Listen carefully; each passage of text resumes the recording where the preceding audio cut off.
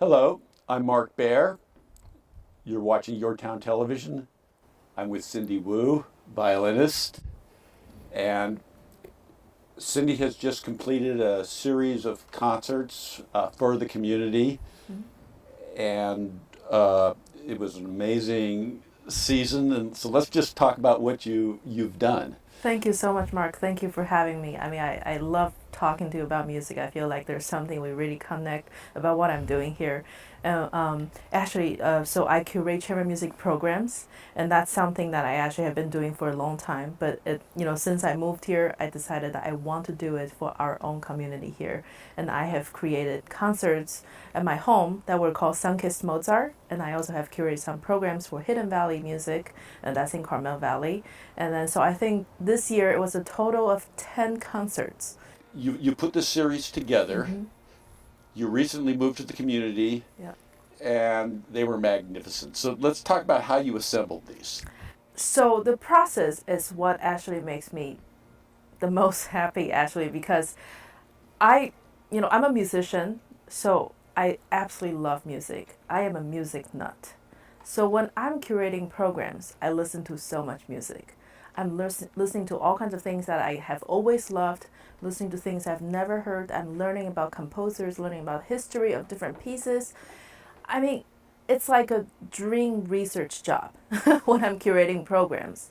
And then you would not be able to imagine the amount of things I have learned just from these 10 programs. I mean, I don't just come with the knowledge of knowing all these pieces and composers. I might know about maybe 40% of them, but for me, it's about the learning that excites me about curating these programs. You end up with 4 or 5 pieces on a program. They interact, they sort of talk to each other, but there was no necessarily connectivity until you made the through line. That's right. And how do you do that? Well, that's also a shifting process. Like you start with an idea. Like, for example, let's say, the last concert you heard was a American quartet. So as in quartet, string quartets written by American composers. And then so I had this idea of curating this. And I know lots of American composers. But once I actually start listening, start studying, start picking out pieces, I try to put them next to each other. I try to listen to this one and listen to that one. And I try to play with the different lengths of the pieces. Sometimes I would extract a movement from a certain piece, 2 movements from another piece. And then in the end, I have to find something that's cohesive, continuously engaging, and surprises people a little bit, humor people a little bit, and maybe challenge people a little bit. So it's like I want to hit all of these things all at once, and I don't usually know what I will end up with until I just start drawing and listening and learning. So you have a broad audience in mind, Mm-hmm. but you're giving them and how do you pick the musicians that are going to go with the pieces? From all my work out there, I have met lots of musicians. So a lot of times I hire people. I have people come that I have worked with and I have really loved and would love to show to the community. Sometimes it's that, and then sometimes I also get introduced or recommended some new musicians that I get to meet and work with for the first time to find out what do they say in their music and in their playing and what can they contribute to the program. I think being a musician, you have to be open. You have to be open to receive, to connect, and to trust. Even if you have just met somebody for the first time, like 2 days ago, you have to trust how they make music. You have to give. You have to be so giving about listening to them, following them, supporting them, and sometimes to lead them. Because, music is not easy, right? So a lot of times in the end, we do have to rely on each other when things happen. I mean, those things you might not even hear in the concert, but little things happen, a little out of tune, a little out of sync, and all these things, we have to be there to save each other. It's not as serious save, but to us it's like tragic if it's like not good, right? So we have to rely on each other, and then we have to know each other's tendency, and then whether we can feel if each other is nervous, whether somebody has just freaked out over something they didn't like that they did, so So it's a very, very open process, to meet somebody and have to trust them. And then actually that's a skill. That's a skill as a chamber musician you have, is to know how to open, how to open your heart. I mean, and you don't have for these concerts. You don't have a lot of rehearsal time. It's very complex music. Sometimes it's pieces nobody has played before, Right. and nobody has played together before. Right. And you have to learn it very quickly, and then you have to step out there like a tightrope. That's right. And, That's right. and the tightrope, I know you love the tightrope. Well, you get used to it. If you do 100 times a year, then Yes. you're constantly on the tightrope. Then that's home. Yeah. So playing together, knowing how to execute the rehearsing is also part of what we do. Like to be efficient, to articulate what you want, and to articulate in your playing, to lead by action, as you're playing, or to communicate by action as you're playing. Those things are all part of the skill that we have probably honed for the last 2 decades. And to end up with the skill to be able to pick up a concert program, whether it's new or not, whether it's new people or not, in 3 days. Wow. So I saw these concerts in your new house, in your new living room, designed for this, and then look over the whole valley. So it had the taste and feel of where we are. And when I was there, I felt, God, I'm in the most sophisticated place on the planet. It was the place I imagined I lived. Yeah. So that's what you brought. But let's get into some more specifics of some of what these concerts were and what you put together. Yep. So this is the last one that we just had a week and a half ago. This is called American Quartet. So that's the one I described. We have composers for the last about 150 years, and then there are all kinds of American. I mean, there are people with like immigrants background, or like some of them are just a musical family for generations, and then some of them like are currently only like 30 something years old, living in New York, Lower East Side. And then we have a composer, Samuel Barber, who was gone a while ago, but has written the super the adagio for strings, the iconic adagio for strings. And then we actually presented the whole quartet from his original vision of how the adagio and you fits. went back to the original. Yes, we went back to the original, and then we actually showed people, adagio for strings was something that was beyond.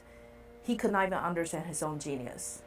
And then after that came out, it's almost like the rest of the piece became something that was hard for him to know how to raise to the same level. And then in the end, he probably felt like a failure because the adagio was so strong. And then we actually shared this. So it's not about that. It's the most fantastic whole piece ever. But we show the story of that he is a flawed, striving artist, that he was trying his best and he struggled. And it's through struggling, at some point, adagio for strings have come out and have influenced 50 years of us listening to music. One of the things we talked about before we went on is how visual you are, imagistic you are in music. Yes. And there was so much, once you told the story and how these, how some of these pieces came about, Yeah. and what the influences were in the stew. Yeah. You allowed an audience to hear. Yes. So I could, the story was for me, and the interconnectivities between the pieces was a way in that normally I would hear music and I would just hear music. Yes. And it would, I wouldn't have those pictures. Right. And that really made it come alive to me. You're a wonderful storyteller. Thank you. I mean, that actually is so important to me because I think music can be abstract, and especially maybe in the past few decades, music have become a bit serious to people, or specifically classical music. Or when people think of chamber music, they're just like, oh, that's where you sit very still and then don't make any sound and then don't make any movement, and hopefully you enjoy, you clap, and then you leave, and then you So I think people think it's an uptight experience, but I actually absolutely want to break that because it's not. It's so fun. We have pieces that are I mean, we literally were playing a piece that was like jazz, Turtle Island Quartet, the classic jazz piece on Green Dolphin Street, Green right? Dolphin Street, That yes. was so fun. And then we also did one that was like bluegrass influence, and then the other one was like rock music. And then you remember the two concerts ago. Talk about image. I know the one that you really love is the Taiwanese folk songs. Yes. And then so one of them is a spring breeze. So even though it's called spring breeze, but it means something. There is a message in there about what spring breeze means. It actually means like young love, like a love that you're fantasizing, Yes. infatuation or something. And then there's another one is the Rain Night Flowers, which Yes. is about a woman that was going through difficulties, and then so she's like a flower being rained on. But when it's not raining, the next day when it's sunny again, the flower will come back up and bloom, right? Yeah. So all these things, I tell people the stories, and then you also remember the Wildlife Suite. Yes. That was, we literally had horse sounds imitated from one of our instruments. Right. Bird sound imitated by two instruments. We had a bird off. That's what they call it, Yeah. because the erhu, the Chinese instrument, he imitated the bird sounds, and I had to play it back. So every single time he would actually play something different. I didn't even know that was possible. Yeah. I mean, so you suddenly make these things, sounds come alive and music come alive That's and birds right. come alive. That's right. And wow. Well, that is how the music really is. So I have a friend that's a composer. He said, if you like music at all, the contemporary music, there's something you like in there. You might not like everything, but there's got to be something you like in there, because it's all filled with horse and birds, bluegrass, jazz, the influence. And then we have some composers coming that have an Iranian background, Indian classical music that influence a lot of the... Let's talk about what's next. So Oh, yeah. Let's. Oh yeah, I get so excited about this. I Yeah, so- already started talking about it. Okay, so let's go there. Yeah, so I have a program that I have created through Hidden Valley Music. It's called Emerging Composers Intensive, and that's happening from June 26th till July 2nd.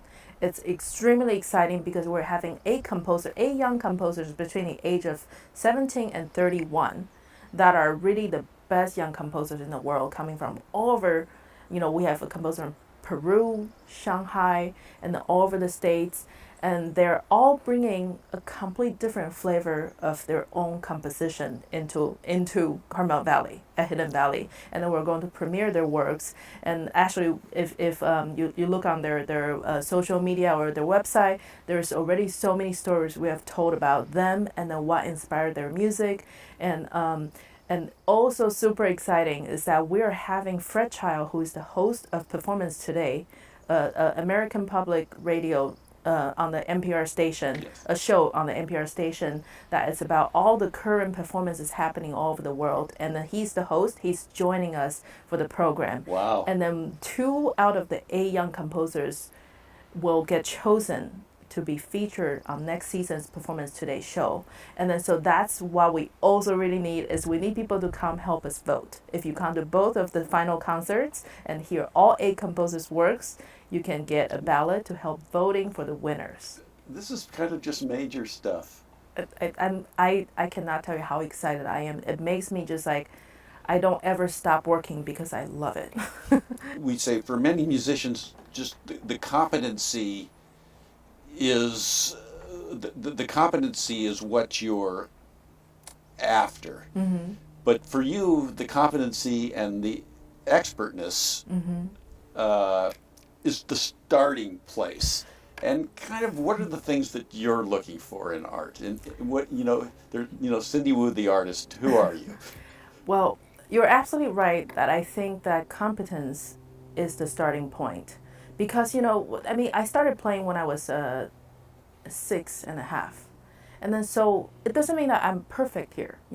I still continue to struggle, and then I hope that someday I'll be the best I can do, maybe when I'm 60, who knows, right? So I'm still working on it. But I believe that music is about communications. It's about community building. And in the end, we have to communicate more than skill.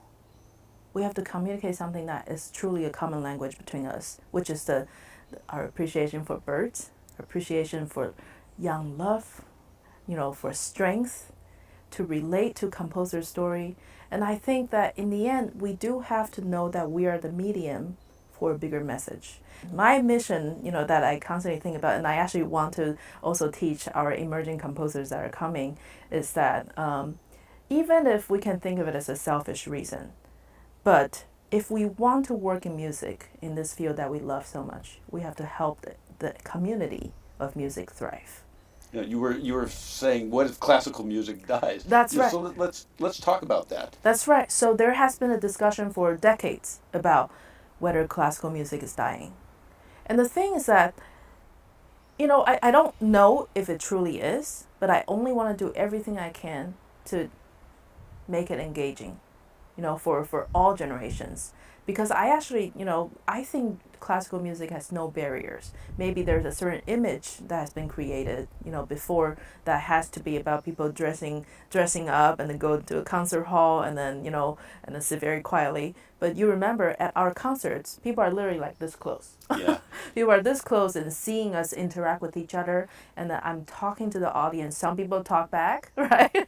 And then so it's really just like a musical party.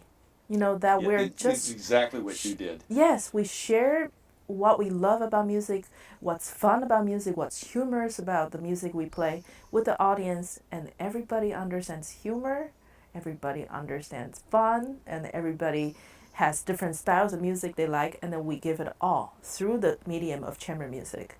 One of the unifying themes of all this was there's deep emotion. Yes. And you seem to be looking for a language where there isn't words, right, or beyond words. It's that unknown country that you're after. Yes. And that seems, if I was going to say one thing that kind of unifies us together, I felt that about it. Yes, absolutely. I think there's something music can say that has been said. Actually, music that has been said, created, that are saying such deep things that me trying to figure out how to understand it and bring it to people, I learn a lot from it. And then once I bring it to people, people have gone through the journey and they learn a lot about themselves too. Themselves and the composers. And I think what it does is bringing understanding and empathy, besides all the fun and humor and stuff. And I also do think that I do think everybody's looking for a deep and complex experience if they can grasp it, if they know where to start. People like to feel and connect with all those parts of themselves. And I do think that so much of the music that have been written can bring that for us. And so that's why every concert, something humorous, something fun, maybe something like I described like the sparkling water. I love sparkling water. So I always present some works that's like the sparkling water break in the concert. And then there's always something really deep like the Barber, and the story about it, that it's about the imperfection and then the striving of a human being that keeps trying to do as well as possible, like all of us. And so that's what I'm after, is things that we all relate, this complex, deep emotions, and whether that's questions and doubts and dark times, hard times, all of that. We all have that. You can't say one person in this world just like have had an easy time their whole life. So even something like the Barber Adagio, Yeah. Everybody cries. Mm. What the hell's in music that can make you? It doesn't remind you of anything. It doesn't. Mm-hmm. It's not a specific memory. Mm-hmm. But you hear these notes, right, and you cry. What is that? Well, that is something that we can't explain. That it's not just harmony. It's not just rhythm. We might try to, but in the end, we cannot exactly pinpoint why it moves us and builds up our emotions. It's not because we just want music to be there, but we want the exploration of music to be alive. We want the exploration of people digging deep, keep trying. The Barber, keep trying. And then at some point, an adagio come out of him that he didn't even know how to deal with it. Right? And could never do again. Right. He had a hard time doing that. He had a hard time finishing a piece. So basically, like, I want to magic. support... So you're really a dabbler in magic. Well, and then he wouldn't have done this magic if he didn't write music for his whole life. and trying so hard, have a community of musicians continuing to push it. And then, so of course, what, like, 70% of the things are not going to be the adagio. Okay, 95% of the things are not going to be the adagio. But to have that adagio, we need to have a whole movement of support to continue to have people explore. And that is one big mission of mine, is to keep it alive because the exploration is important. Cindy Wu. You're watching YourTown Television. We'll be back. Thank you, Mark. Thank you, Cindy.